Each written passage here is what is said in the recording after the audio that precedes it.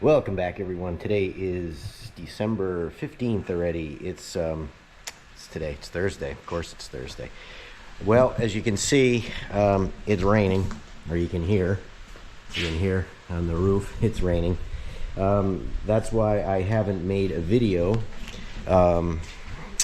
since a week and a half about, mainly because I haven't been able to finish the roof. So that's what I'm working on now. But Wendy's 4Runner, or I should say our vacation vehicle now, this is what we seem to only take on vacation. It just hit 5,000 miles. It's a 22 4Runner TRD Off-Road Ultimate. So it's really like a Pro. Not really too much different. Not too much. Anyway, so 5,000 miles. I did the 1,000-mile first service on it, and now it just hit 5,000, a little bit over. So I am going to, I'm just going to show a quick video on how I do it. I don't think there's a real lot of videos on oil changes, so maybe this will help somebody. And I just wanted to do it. And I don't know if we could see, but one of the things, Wendy and I are on a diet, and I have lost almost 8 pounds, just a little bit shy of 8 pounds in a week and a half. So get back to my fighting weight. But anyway, so let me get to it, and that's what it's going to be. So if you don't want to watch how to change the oil on a 4Runner, then you might as well click off here. But you never know, I may say something interesting in between. All right, so one of the things I do to make it easier is I've had these cabinets forever, and I keep track of, because I have so many vehicles, I keep track of the dates, you know, the car, the dates, what type of oil, how much, what size wrenches they take, what they need, so that it makes it much easier. You don't have to go and say, well, I think it was a 13 millimeter. Oh, no, it's a 12. And you know, like the Tacoma and the 4Runner both use 12 and 14. And then I keep track of the dates of everything. So I've got the 4Runner up there. So at 993 miles I did it, so I'll add on, that was on the 15th of August that I changed it last, so now it's just a little over 5,000, so I'm changing it again.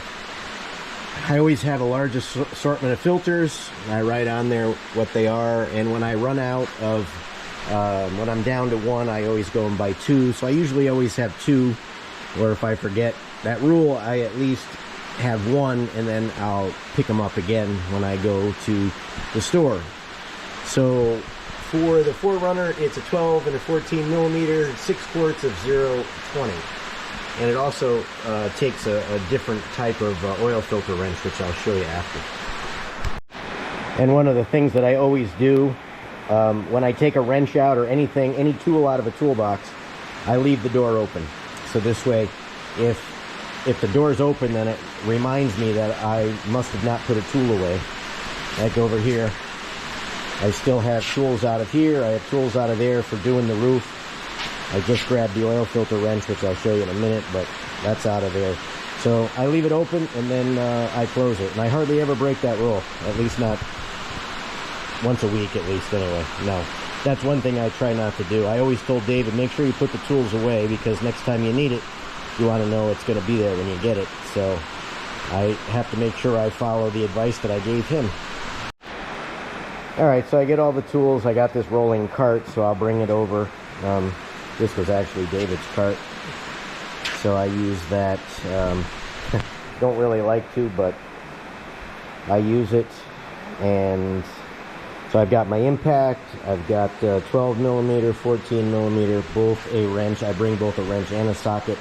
And this is a special oil filter wrench just for Tacomas and 4Runners. It might fit a couple other ones, but I don't have those. But I know that it fits these.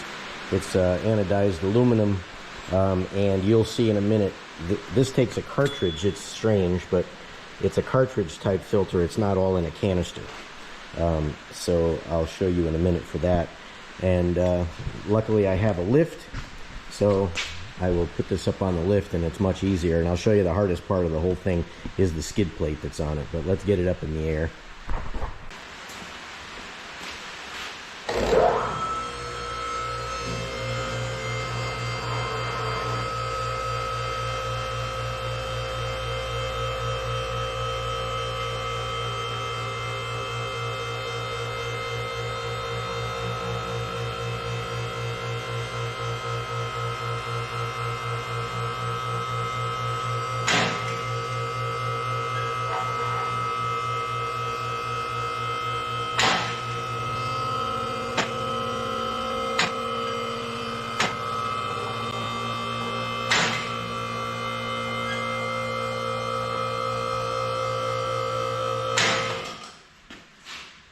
and let it back down onto the stops.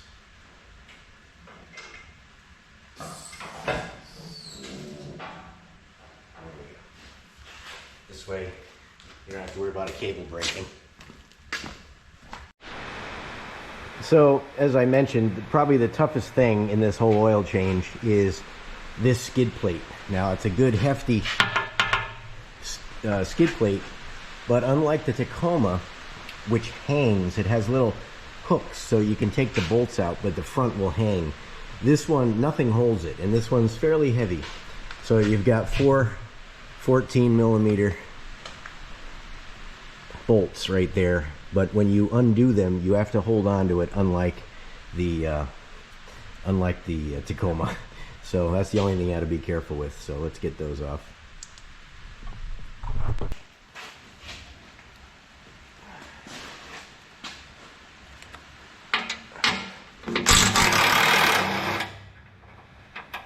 The front bolts don't come out, the back ones do come out.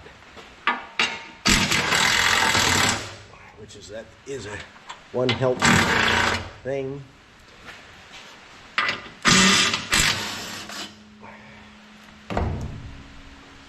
And that's the nice thing about a lift as well, is you have a place to put them. So you just gotta, when you get the last one, you just gotta hold it.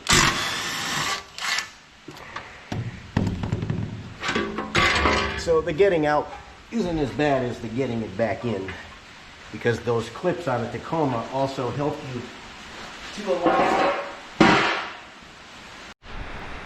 So that is the cartridge. That's what that fancy dancy wrench. You have to take this off. Now Toyota comes with this, and I'll show you it after, a little plastic drain valve. What they tell you to do is to take this nut out here and let the oil drain out of it. And I will tell you, don't take that out, because it tends not to want to seal later, and there's really no reason to do it. I just totally ignore that. They give you a new O-ring for it, but I would recommend against it. And the only other thing that you need to do, because this is an off-road vehicle, they have the skid plate extends down, so you've got to take, these are 12mm, you got to take those two out to get to the actual engine drain.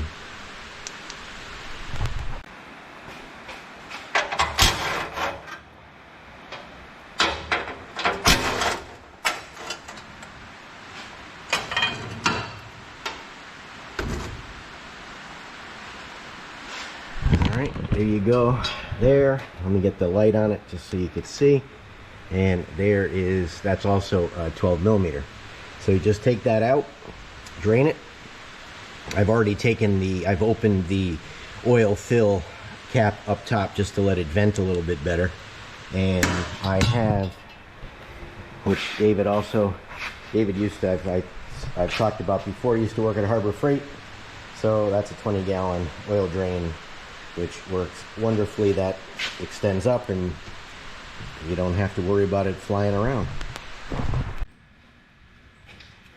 Alright, so one of the things that I lied about, this is a 14mm. It is not a 12. I thought it was a 12.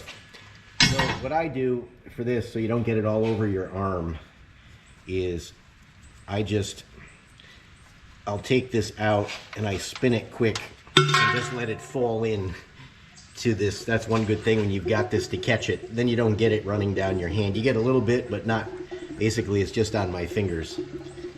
So that's another little trick, and we'll just let that drain.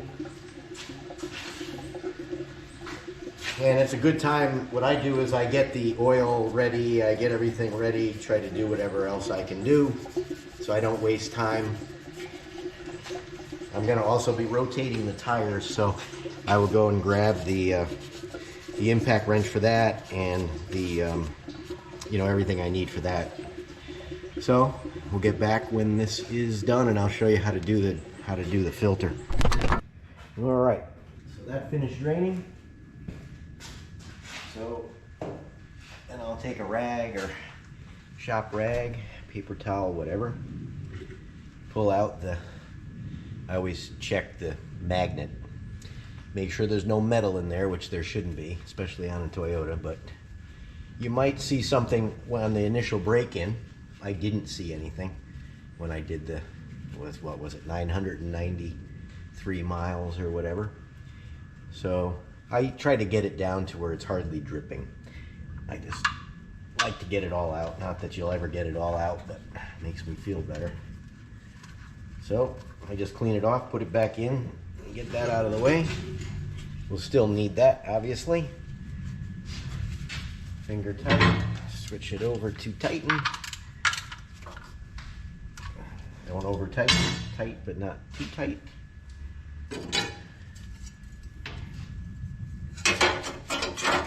The bolts back in. These are the 12mm nuts. Bolts, not nuts.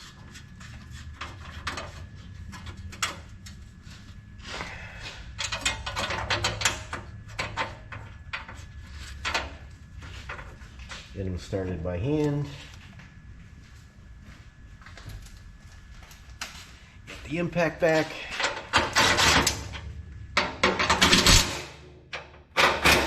And that's that.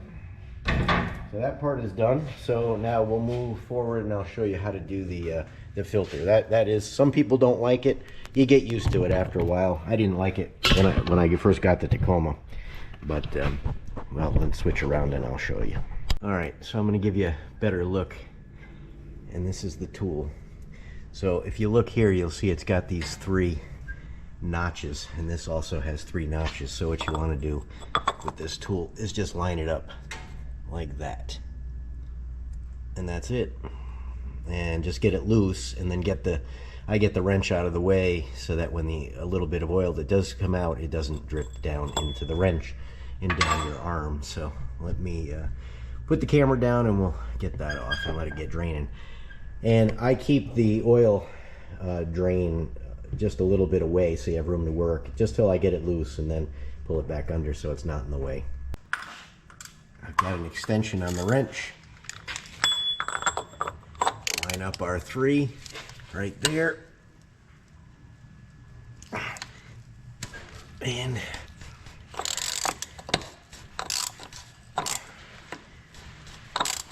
now's about the time you want to get this ready, because you'll start to get some drip action going on.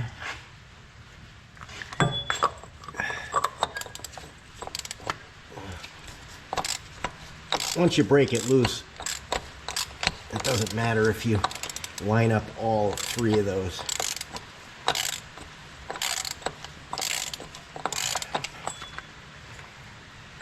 Now you can use your hand. And there it comes.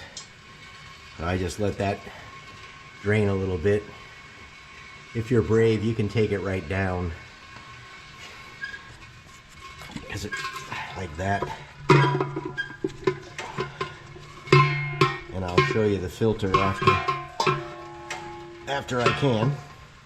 So again, we're just going to let that drip.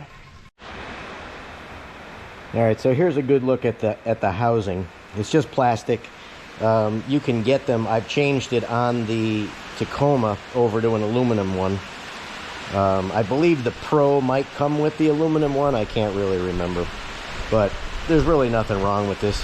Just don't drop it. It has an O-ring, so here's the cartridge. It's like that. And it's got an O-ring that they give you to replace. So what I do is I just use a pick. I don't know if you can see that because it's all black, but take the old one off, take the new one,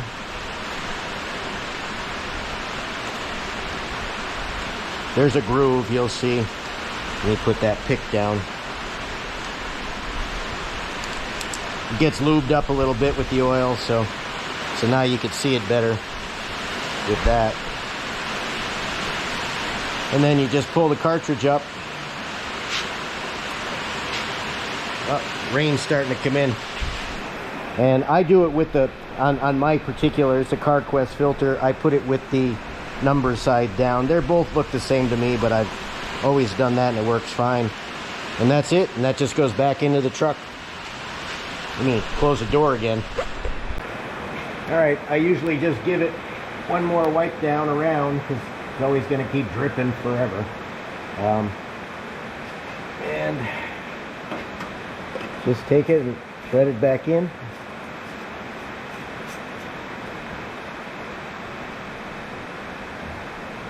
Do it as tightly as you can with your hand, which is not very tight.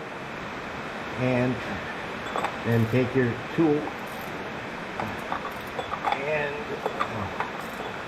get it so you're lined up in the notches. Like I said, you don't really have to line it up in the notches till you want to tighten it. I don't know how many turns it is, but you'll feel when it's tight, and then just a little bit tighter, not overly crazy, and that's it. All there is to it. Now for the fun part, to put that skid plate back in. All right, now for the fun part. But the bolts go in here. Let's see if you can see. This 10 doesn't have as wide of an angle when you wanted to have it on higher resolution. At least I can't figure it out. But anyway, so the bolts go in there and there. And there are little clip recesses here for the non-pro models where you can hook the front, and it makes it much easier. But let's see how this goes. You can even hear me with the rain coming down. So I like to get the wrench ready to go for where I'm going to need it and not have to fight with it.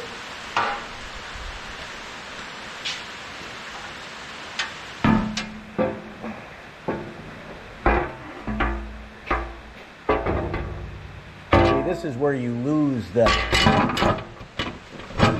where the holes are. You kind of just gotta fish around.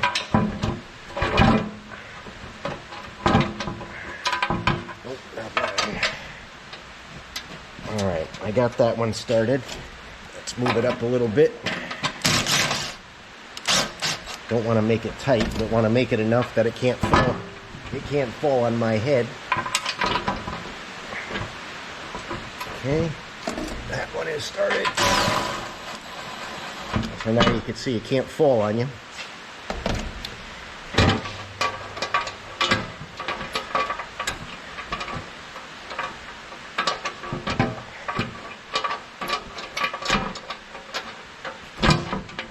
And then I believe, yep.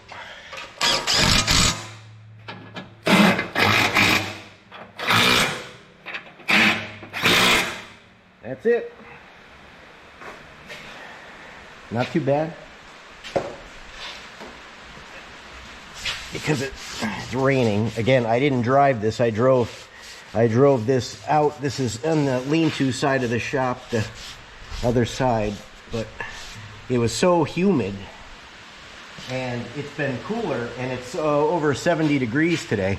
So everything is condensating. That's why everything under here is wet. It's not because it was out in the rain. It's because the change in temperature and the humidity, and it's just, not that it matters. But so that's all wiped off, and now we'll get it down and put the oil in.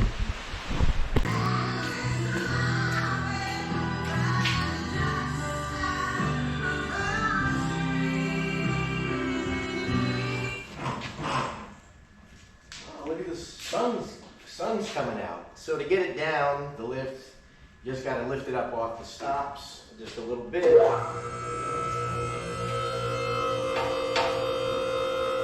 see the lever move.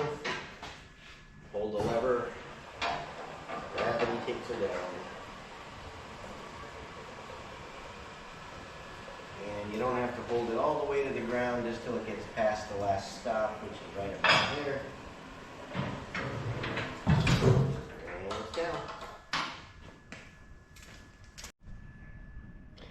All right, so here's the oil. I use Mobil 1.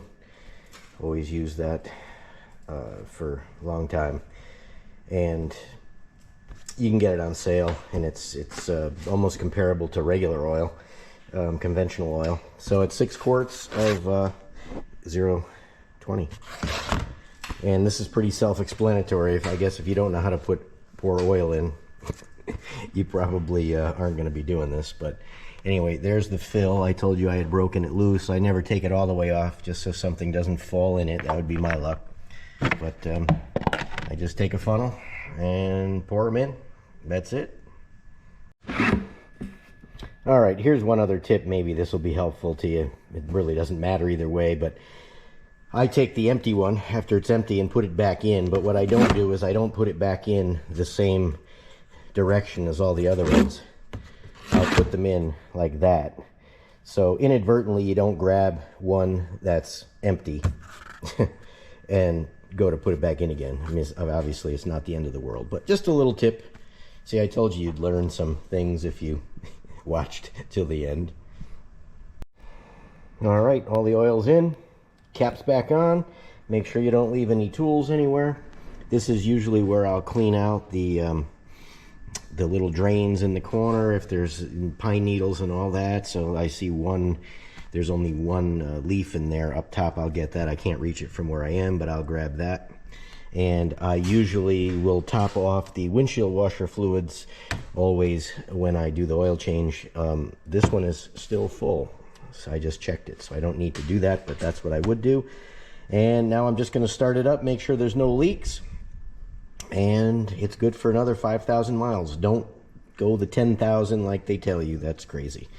So let's start it up and check for leaks. All right, we've got 5,388 miles, so I wanted to do it at 5,000, but again, I did the first one at 993, so it's just a little over 4,000, so it's not really too bad anyway. And definitely do not do the 10,000.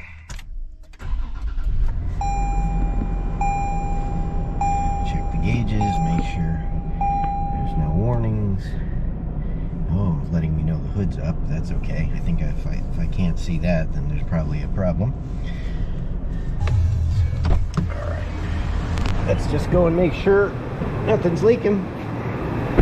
Which I do not. It's beeping at me because I got out with the key.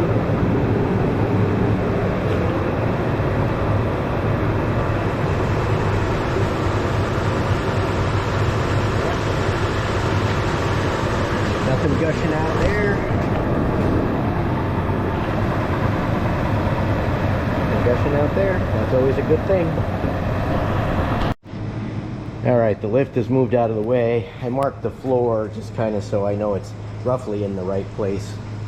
The way this works is you lower it down on those wheels and then you can move it around, lift it up, and the feet come down. So I leave the front ones on because this is where it stays. The Mustang parks underneath, and I put the extra ones over there. So I figured I'd give you a little bonus at the end, show you my Fox body Mustang. It's a 1988 GT. I ordered this from the factory and I picked it up March 9th of 1988. And it's never been driven in the rain. It's very dusty now. But they're not original tires, but they are original. I changed, they came with Goodyear, I forget, Goodyear or something or other, Eagles, or they were terrible. So these are Dunlop D40s, M2s or something like that. I put on it when they were new, burned the other ones off, and put those on. Still has the original. This is the original car phone. Got that in 1984. It wasn't in this car, but that was about 3,500 bucks at the time. The unit's in the trunk. But if you look at this car, only has 8,490 miles on it. Not 84,000. It's 8,490. So, guess I haven't driven it much. But I'm going to put it back in, and I figured I'd just show you. But it still smells new car smell in here. Everybody says it when they get in here, when they look at it. But it's a little dusty, like I said, because I don't I don't drive it anywhere. I start it every Monday and Thursday. David always wanted to have this car, and he would have had this car, so I started. Today's Thursday. It is 1:40, so I will be starting it very soon for David's passing, like I start his truck, the General, and this, and the motorcycles, and blow the horn. So I'm gonna get ready to do that, and I'm gonna say thanks for watching. Catch you on the next one, and I will have a video up very shortly of finishing the roof over the memorial area. So thanks. So there it is, underneath, all ready to be started in a little bit of time, not too long, but that's where I keep it. I bought this lift originally for when David came back from college. I had a big garage where we lived before, not as big as this one. But what I would do is I would put the Mustang up on top of the lift, and I parked my Ford Ranger underneath, and that gave David a parking spot, because we had a 6-car garage. But it gave him, it was high ceilings, so it was good for that. So that's why I have a lift, and it comes in very handy, as you could see, for not having to crawl on the ground.